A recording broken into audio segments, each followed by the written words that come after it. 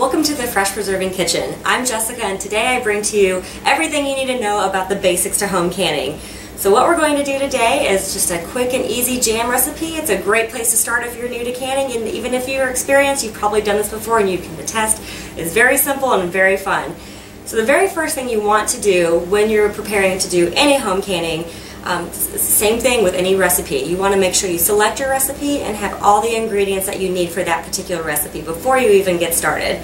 So that's step one. Step two, you want to make sure you have all of your gear. I already have everything laid out that I need, and as I go through all the steps to the process, I'll be sure to let you know what those are and what their importance to the process is too. So I hope you have a good time following along, and let's get to it. So today we're doing a mixed berry jam with our low, no sugar needed pectin. We have multiple varieties of pectin. We have a classic pectin, our low, no sugar. We have an instant pectin, which actually requires zero cooking at all, and which is also great for children, and then our liquid pectin. So today, this is the one that I'm choosing to use. It's my personal favorite. So that's our low, no sugar needed pectin. We're going to use our berries. Today I'm doing, I said, the mixed berry recipe. So right now I'm actually just going to show you how you actually prepare your berries. Right now I have my raspberries and my blackberries. I've already mashed up my strawberries over here, but I just want to show you the process for this. And all you're going to do is take a potato masher, and you just simply come down and crush down on the berries with a potato masher. You may get some splatter on you. It's fun, don't worry about it. But you're just going to want to crush gently, one layer at a time. And since this is a mixed berry recipe, it's okay that I have them in here together. It's not a problem. So you can see I'm just kind of mashing gently with the masher, and you want to keep it still a little bit chunky. Why this is important is because we're making a jam. With a jam, you're actually going to still have chunks of berries in your product, whereas a jelly, you would actually have, it would be completely clear. So that's going to be just made from juice. But jam's a great and fun place to start. So as you can see, I just simply mash those, and that's kind of the consistency that you're looking for. Just still kind of chunky bits of your fruit, and this is important too because all of your berries and fruit have a natural level of pectin, and pectin's important because that's what helps you achieve the set that you're so accustomed to. And the great thing about using pectin is that you actually you have a shorter cook time, which you get more of that fresh fruit flavor when you use pectin. So keep your berries kind of chunky. You don't want to use a food processor. Sometimes people think that that's all right, and that's okay if you want to make syrup, but when you're making jam, you want to keep it kind of chunky. So as you can see here, I actually have our mixed berries, like strawberries, blackberries, and raspberries. And something that's really cool about our flex batch pectins is that you can do anywhere from 2 jars, and for this particular pectin, up to 10 jars. And I love this because sometimes, well, at least what I like to do is I actually buy my produce at the farmer's market, or if I actually have the time to grow something, I bring that in, I mash it, and I measure out, which is what we did today, how much fruit we actually have. And then I go online to freshpreserving.com. In the bottom left-hand corner, there's a button you can click on for pectin calculator, and it'll tell you the exact recipe based on the yield of berries or fruit that you have available, which is really neat. But there's also a chart inside of your pectin, and it will show you how to break down the recipe. So for 2 jars of jam, it gives you the breakdown for no sugar, which is great if you're trying to watch your sugar intake, and the reduced sugar. With the classic pectin, it'll give you the classic recipe as well as a lower sugar recipe. So that comes in here, and it just simply opens up on your package. Again, go to freshpreserving.com, and the pectin calculator is on there for you as well. So here I've got my berries. I'm going to go ahead and put these in our pot.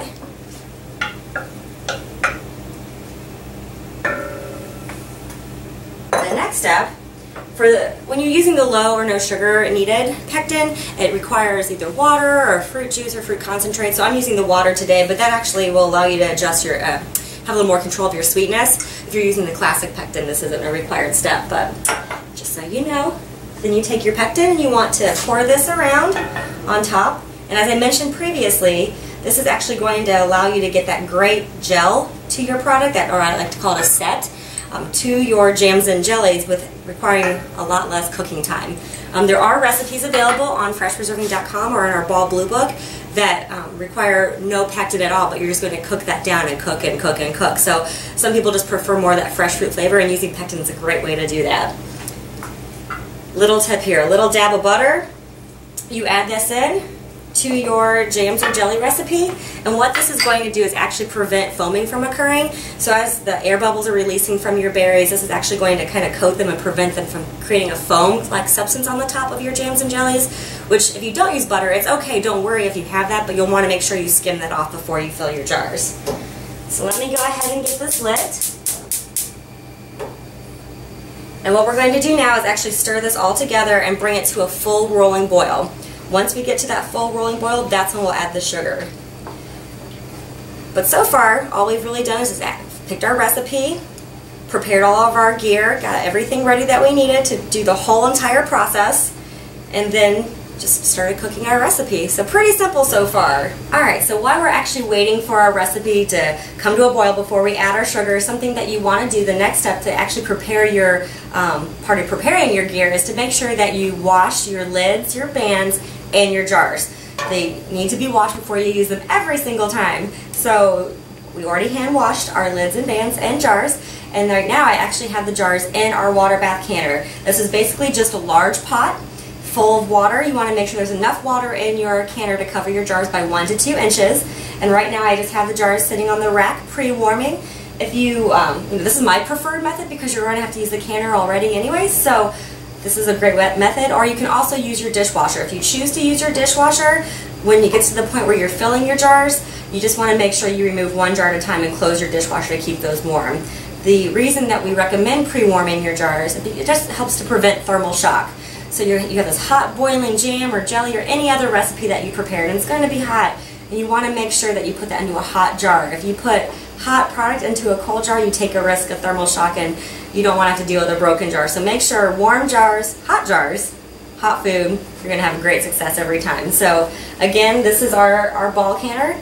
We have an enamel canner as well, but you don't even have to use, a big canner. You can use whatever works best for you. For example, this stock pot here, we can use this as a canner because we have this great kit, our home discovery kit. Comes with a basket and it comes with some of our utensils as well, but the great thing is this holds 3-pint jars or 4 of the 8-ounce jars, and you can actually just use your regular stock pot. So maybe you're wanting to do a smaller batch, or maybe you went out to the farmer's market and you prepared your berries and you only had enough to make 3 or 4 jars. There's no reason for you to have to get your large canner out. You can use your regular stock pot with our home discovery kit, and you're going to be good to go either way. So you've got some flexibility. That's a great thing about canning. You know, 1, exactly what's going into your food. You're in complete control. Like today, I'm in control of my sugar because I'm using the low or no sugar recipe. And then also 2, you're in control of how much you make. We only had enough to make 7 jars today, so that's what we can prepare. Maybe you only have enough to make 2. If that's your case, you don't have to use the big canner. You can certainly use a stock pot like this with our home discovery kit and have just as great success with your preserving as you would in a large canner. So something to think about. Don't let the quantity, dampen your canning dreams. So if you have just a couple jars, no worries. Go ahead and preserve those. Have those ready. You'll be good to go. Alright, so right now my jam is boiling like crazy, and what that tells me is once it gets to a nice rolling boil, you want to go ahead and add your sugar. So again, I already pre-measured everything. I'm going to go ahead and pour this on in here. Stir it on in. And this whole process of waiting for your jam to come to a full rolling boil that can't be stirred down is going to vary based on the appliance that you have. So, this can sometimes take a little more time than others, so don't worry about it. It'll get there. But when I'm speaking about stovetop, so today I'm using the gas stovetop here in the Fresh Preserving Kitchen. We also have an electric. Both are going to work great for home canning. Now, if you have a glass top stove, that's a little bit of a different story. So the first thing you're going to want to do if you do have a glass top stove is contact the manufacturer of that appliance. They'll be able to let you know if that's going to be suitable for home canning or not. If it is, then all the same criteria apply. However, I will say that whatever pot you're using on your glass top stove must have a smooth bottom. So our canner, the stainless steel canner, actually has a smooth bottom that'll be safe for using on a glass top stove. However, like our enamel canner is bowed on the bottom. That's not going to be suitable. You want complete contact with that glass top stove. Another tip that goes along with the glass top stove is you want to make sure that the pot you're using does not go past the burner by more than 1 inch all the way around. So you've got 1 inch. But like I said, the very first thing you want to do is just check with your manufacturer. Give them a call, check your manual, hop on their website. They probably have that information available. It's probably something they get quite often as glass top stoves become more popular and common in homes. So something to think about. But gas or electric, you're going to be good to go. So right now, again, I'm just waiting for this to come to a full rolling boil. Once it gets to that point, we'll let it boil for a minute, and then it's time to get down to business and fill our jar. So we'll see how long this takes. It shouldn't take long, though. Alright, our jam is at a full rolling boil now, so I'm going to go ahead, and it's been doing this for a minute or so. I'm going to go ahead and turn the heat off, and this is where all the fun begins. It's my favorite part. People always think that canning is so difficult and hard, and it's so easy. If you can follow a recipe and boil water, then I promise you, then you can do this too. So I'm going to show you exactly how simple it is now that our jam's ready to go. So as I mentioned before, our jars have been pre-warming in my large canner over here. You can use your dishwasher, and if you are using your dishwasher, just a little reminder, you do want to make sure that they're warm and that you take one jar out at a time. So I'm going to do the same, even though I'm warming them here in my canner. So I'll take the one jar out. And the reason this is so important is you can probably see there's a lot of steam. This is a boiling product here, and it's very hot, so you want to make sure that your jar is also hot. I'm going to place a funnel in. This is actually a funnel that comes with our utensil set, so you may see that around. But all you have to do is just scoop your product into the jar, just as such. And you want to fill to the point that there's 1/4 inch headspace in your jar. So a little more to go, as you can watch. So now that the jar is filled, it's very important to check our headspace. So headspace is the area between the top of the food and the top of your jar. And we have this great tool, our headspace tool, and it's really neat because it has like the stair-step look to it. So you can do like 1 inch headspace, 3/4 inch headspace, depending on your recipe. It'll tell you exactly what your headspace should be. For jams and jellies, it's typically 1/4 inch, which would be this one right here. So you find your 1/4 inch, place it on your jar, and then see if it touches your food. And actually, I still have a little room to go. And even though I've been doing this for a long time, I always recommend that you, every single time you fill a jar, that you go ahead and check your headspace. Headspace is very important because this is what plays a factor in getting that great vacuum seal, which is what allows your food to stay shelf stable for up to a year. So let's see how I did this time. Oh, right on. Nice job, Jess. Alright, so I'm going to go ahead and clean this off. And you want to wipe your rim every time you fill a jar, because if any food particles get on there, and as you can see, there were definitely food particles on this jar. You want to wipe that off so it does not come in contact with your lid. And speaking of lids, you may have noticed they're just simply sitting here. If any of you have ever canned before or watched anyone can before, you may have seen them actually simmering their lids. We no longer recommend simmering the lids. We've taken another step out for you to make it even more simple when you're preserving your food. So you just want to make sure that it's clean. We just hand wash these prior to recording this. But if you're at home, just hand wash them. Please do not put them in the dishwasher. That's a little too hard and abrasive, and it can cause them to rust. So hand wash only. You place that on, center it. Take your band, screw that on just to fingertip tight, which is just the point of resistance. And there we go. And this is important too. If you actually, really quick, I'm going to go ahead and put this in the canner and grab my next jar, so do that. And the reason that you're tightening your band is so important, that you want to get just to fingertip tight. If your band is too snug, if you really crank it on there hard, then what can happen is while you're processing, the air inside of your jar can't escape. And the whole reason for the band is simply to act as a placeholder for your lid. And if it's on there too tight, that lid can't hover, which is essentially what's going on as the air evacuates your jar.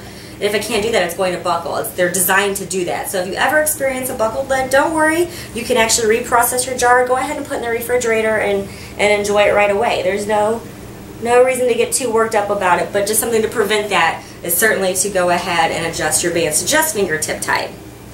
And while I'm thinking about it too, those were also simply hand washed prior to filling our jars. Let's check the headspace here. Almost pretty close. Just a little bit more and we should be good to go. So hopefully you're seeing how simple this really is. We just picked out a recipe, prepared our fruit, or our berries in this case, pre-warmed our jars, And now we're filling our hot jars with hot food.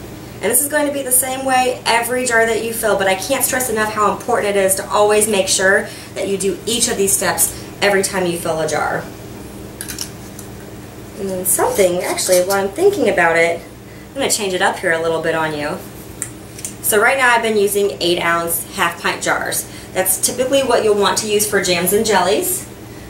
We don't recommend going any larger than that. You actually can affect your set. It may be softer if you use a larger jar. And the processing time would be different, and we don't have guidelines for a larger jar when it comes to jams and jellies following current USDA guidelines. So something you can do is use a smaller jar. And when using a smaller jar, it's the same processing time as your larger jar.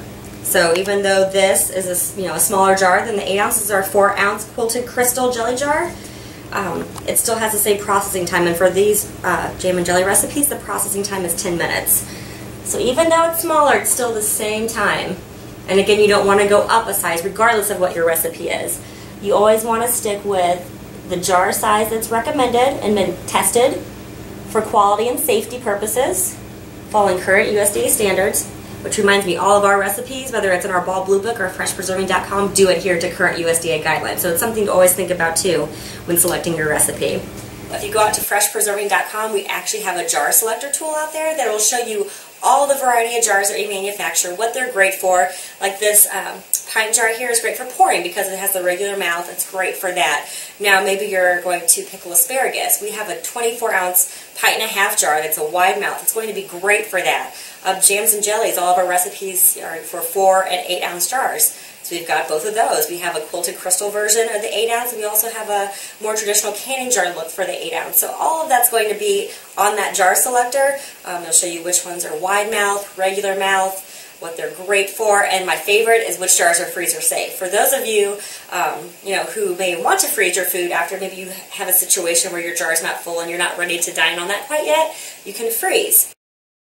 The 4-ounce quilted crystal that I'm using, as well as the 8-ounce quilted crystal jelly jar, and I even have a half-pint just plain canning jar here.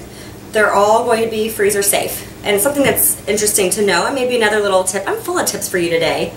Another tip is if a jar comes straight up from this top and bottom, this is all straight here, that jar is going to be safe for freezer use. So maybe you have an older jar that you've acquired. If it's the same size from the neck of the jar, which is where you screw your band on, all the way to the bottom, if it's straight, then that jar is going to be freezer safe. Now if you have a jar that has shoulders, so where you're just like a human, we have a neck and shoulders. If your jar has a neck where you screw on the band and then it bows out, those jars are not freezer safe. So good examples of those jars would be our regular mouth pint or our regular mouth quarts. Even wide mouth quarts are going to be that way. So our largest in the Ball brand, our largest jar that's freezer safe is our pint and a half jar. It's a 24-ounce jar. So something to think about depending on what your needs are. You can do a lot more than just can with our jars. So you can freeze in some of them. They're also great for crafts. So if you haven't been out to Pinterest lately, you can always check our Pinterest account too, which is also Ball Canning and Recipes. Yeah, I'm getting good at this now. But again, even though I'm getting good at filling the jars, you want to go ahead, and you can see I'm still measuring, still wiping, everything's still the same.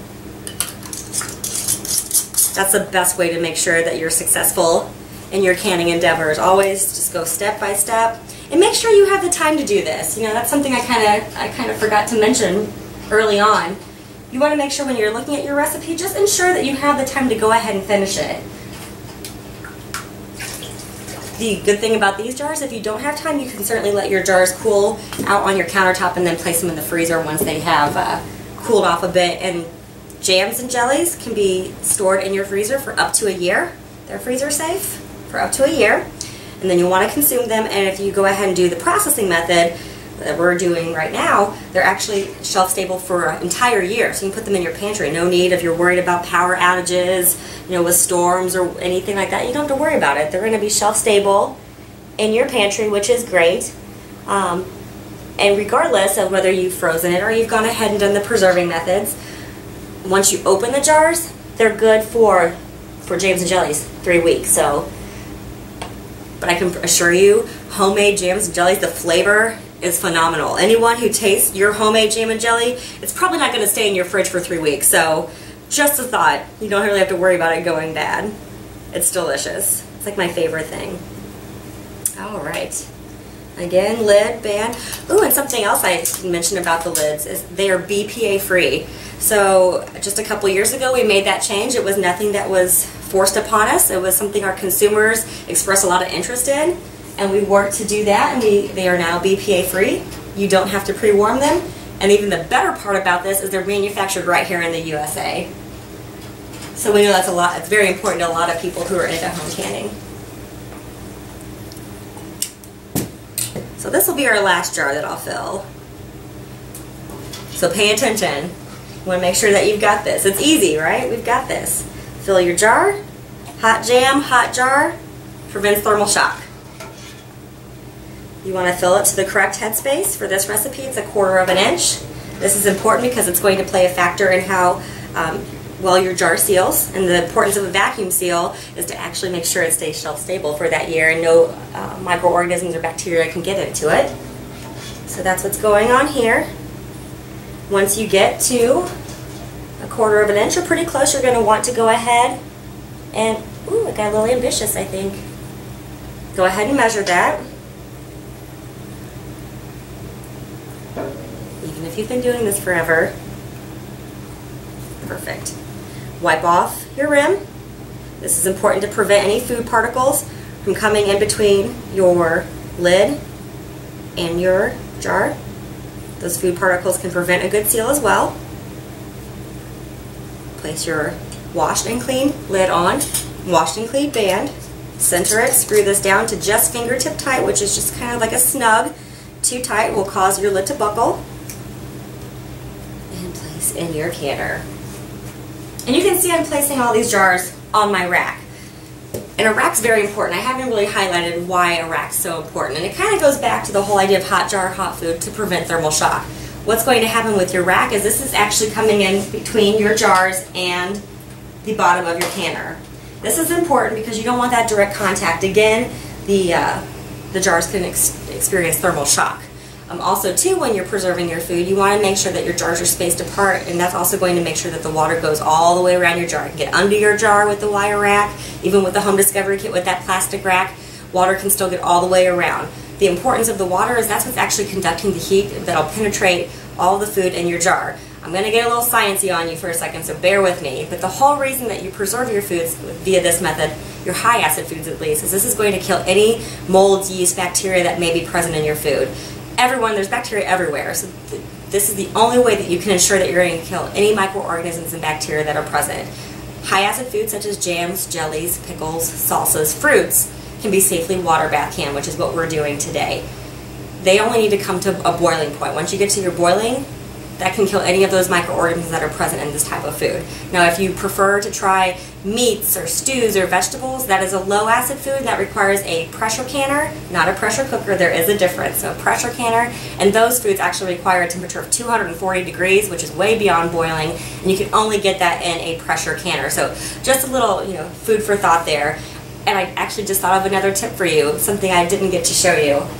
But in your canner, if you're like us here in our office, we have very hard water.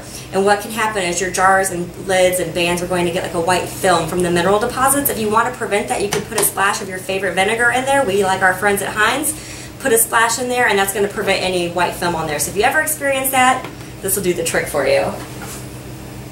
So what I'm doing now, or what we're doing now actually, is waiting for our canner to come to a full rolling boil. So I have it on high, and I'm just going to kind of stand around, check things out, and watch for it to get to a full rolling boil. Once it gets to that full rolling boil, that's when you start your processing time. And as I mentioned before, for this recipe, it's 10 minutes. So once we get there, we'll go ahead and get that timer going. And it's only 10 minutes later, and we'll be almost done. Alright, so it's been 10 minutes, and during that time, as you remember, we filled our jars, filled our canner. As we brought the temperature up to heat, I went ahead and put my lid on. Once it got to the full rolling boil, we processed for 10 minutes. Now it's time to actually turn off the heat and remove the lid. Now you're not quite done yet, so now what we have to do is actually wait an additional 5 minutes. So once you turn your heat off, Another 5-minute waiting time, and this is just going to allow the water to kind of start to cool down a little bit, but this is part of the process. So even though we say the processing time is 10 minutes, this is still just as important. So once again, you're waiting around about 5 more minutes. This is a great opportunity if you're going to be doing another batch of something, getting your gear cleaned up, washing your dishes. This is the time where you have plenty of time to go on to freshpreserving.com and check out what's new at our products, or check out recipes, or go to Facebook and check out Ball Canning and Recipes, our page, and see what our community is talking about. So don't worry, 5 minutes will fly by really quick when you have fun checking out our website or hanging out with our canning community on Facebook. Alright, well, it's been 5 minutes and we've let our jars cool, so now that's when the fun begins. We get to actually see our processed, beautiful jam that we just made.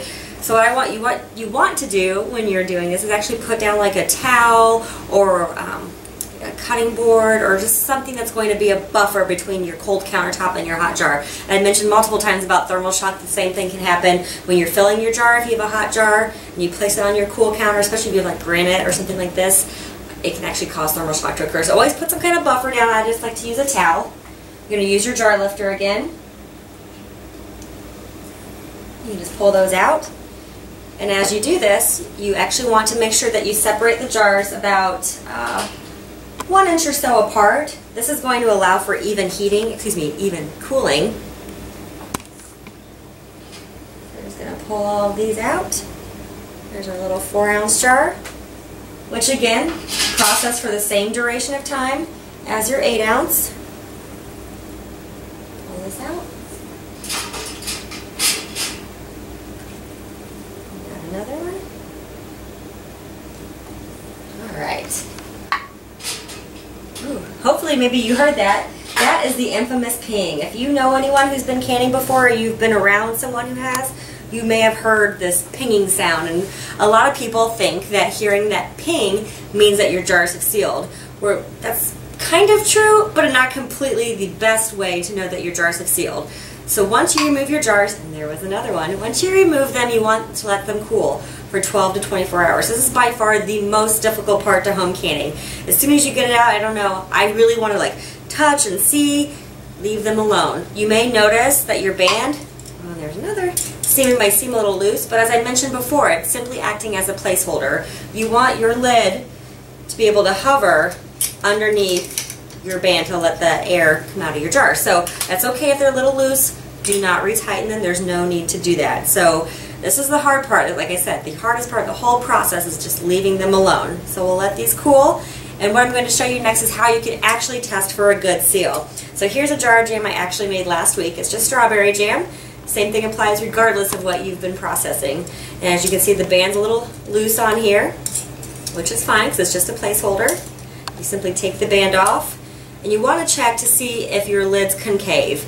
And that should actually just dip in a little bit. And you may notice that you can actually see that. Something else is you want to actually push on it to make sure it doesn't flex. It should be nice and taut. So this is a good seal. I also like to go around and add a little pressure around the outside of the lid just to make sure. Another way to clarify. At this point, you do want to go ahead and wipe again on the outside of your jar, because if any food particles happen to be on the outside, you do want those removed before you store them. And you can go ahead and store your jar just like this. There's no need for the band again because the band can be reused. Lids are a one-time use item, so once you've canned with them, they're no longer safe for home canning. You can use them for freezing or dry storage, or even with crafting. There's all kinds of ideas on our Pinterest page, which is Ball Canning and Recipes, and you can look at all kinds of different things to do with the lid once you've processed with them. The band can be reused and reused and reused. Same thing with the glass jars. So, why do I say that we recommend storing them without the band on? Well, it's simple. You can use this again. So if you have more canning that you want to do, you don't have to buy additional bands. You have those available to use for your next canning adventure. And another reason too is if you do store it and you happen to maybe not get all the moisture off or the moisture out from underneath your band, it can cause it to rust. And then your lid and band will get rusted together. It'll make it very difficult to get that off. And that rusting can actually probably even go into your lid, which can cause the seal to actually fail because of oxygen being able to get in there. But the most important reason, or at least the reason that I think is most important, that I recommend storing it this way, is because if, let's say, you get busy, you get sidetracked, and you are paying attention to your processing time, and maybe you underprocess, And underprocessing can actually lead to creating this perfect smorgasbord for all the bacteria, microorganisms that are present in your food. And what they're going to do, they're going to dine on this delicious jam that you just took all this time to make and made with love, and you know exactly what's going into it, and you're so proud of it, and then they can just start eating it. And they love you for it. And then they're going to create all this gas, and it's going to cause your lid to pop off, which just really stinks. Literally, too, because you're going to start to smell that stench of your food spoiling. So if you don't have the ban on there, it's just another way to make sure that your food's going to be safe for you, for your family, your loved ones. And as long as you follow a tested recipe, following current USDA guidelines, which you can find on freshpreserving.com, you can find them also in our Ball Blue Book. We have a ton of recipes that adhere to current USDA guidelines. So always make sure you do that. If you do that, you're going to have a great food that you know exactly what's going into it. You don't have to worry about preservatives or where it came from. You're in complete control of what you're giving your friends and family and yourself. So that's why home canning is so great. And hopefully you've learned a lot today. I've enjoyed talking to you and walking you through the steps of home canning. I hope that you try it soon. Have a great day from the Fresh Preserving Kitchen.